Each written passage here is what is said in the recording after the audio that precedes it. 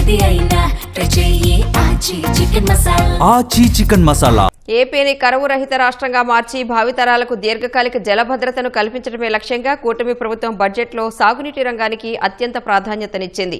గత ప్రభుత్వ నిర్వాకంతో నిర్వీర్యమైన ప్రాజెక్టులకు తిరిగి ప్రాణం పోస్తున్నామని ప్రకటించింది. సాగునీటి కోసం ఎదురుచూస్తున్న రైతుల కలలను సాకారం చేసేలా బడ్జెట్లో జలవనరుల శాఖకు 18,224 కోట్లు కేటాయించింది. రాష్ట్ర జీవనాడి పోలవరానికి 6,105 కోట్లు ఇచ్చింది. ప్రాజెక్టులు కడితే సరిపోదు. నిల్వ చేసే ప్రతి బొట్టు, పునరుద్ధరించే ప్రతి కాలువ, సాగునీరందించే ప్రతి ఎకరం ప్రజల జీవితాన్ని మార్చేందుకు అన్నట్లుగా పద్దులో నీటి రంగానికి ప్రభుత్వం పెద్దపీట వేసింది. గత ప్రభుత్వ నిర్వాకంతో సాగునీటి ప్రాజెక్టులు నిలిచిపోయాయని, డ్యాంలు కొట్టుకుపోయాయని ఆర్థిక మంత్రి పయ్యావుల కేశవ్ బడ్జెట్ ప్రసంగంలో ప్రస్తావించారు. నీటి నిల్వ, సమర్థ పంపిణీపై అధిక దృష్టి సారించామని, రైతుల కష్టాలు తీరుస్తున్నామని స్పష్టం చేశారు.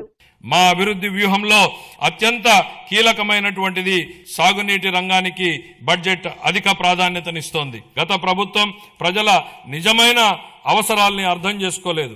బిల్లులు చెల్లించకపోవడం, అధ్వాన్న నిర్వహణ వలన సాగునీటి ప్రాజెక్టులు ఎక్కడివక్కడ నిలిచిపోయాయి. నీటి నిల్వ, సమర్థ పంపిణీపై ఎక్కువ దృష్టి పెట్టాం. సీఎం చంద్రబాబు దూరదృష్టితో సాగునీటి వ్యవస్థలను స్థిరీకరిస్తున్నామని మంత్రి పయ్యావుల వెల్లడించారు. నీటి సంఘాలను బలోపేతం చేస్తున్నామన్నారు. పోలవరం, నల్లమల సాగర్ అనుసంధానంతో సీమను సస్యశ్యామలం చేస్తామని చెప్పారు.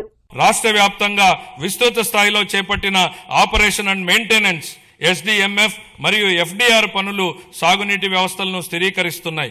5 ఏళ్ల విరామం అనంతరం మొత్తం 6,047 నీటి వినియోగదారుల సంఘాలను ప్రజాస్వామ్య పద్ధతిలో పునరుద్ధరించడం ద్వారా సాగునీటి నిర్వహణలో రైతుల భాగస్వామ్యానికి మళ్లీ బలోపేతం చేశాం. పోలవరం ప్రాజెక్టు విషయంలో పెండింగ్ ఉన్న 5,000 కోట్ల రూపాయల బిల్లుల్ని చెల్లించి పనులను వేగవంతం చేశాం. డయాఫ్రామ్ గోడ నిర్మాణం ఇప్పటికే 91% పూర్తయింది. మొత్తం ప్రాజెక్టు పురోగతి 60% దాటింది. రాయలసీమను శాశ్వతంగా కరువు రహిత ప్రాంతంగా మార్చడానికి పోలవరం, నల్లమల సాగర్ అనుసంధానంపై మేము చురుగ్గా దృష్టి సారించాం. రాయలసీమను గ్లోబల్ హార్టికల్చర్ హబ్ గా తీర్చిదిద్దే ప్రణాళికలో సాగునీటి సరఫరా కూడా ఒక కీలకమైనటువంటి భాగం.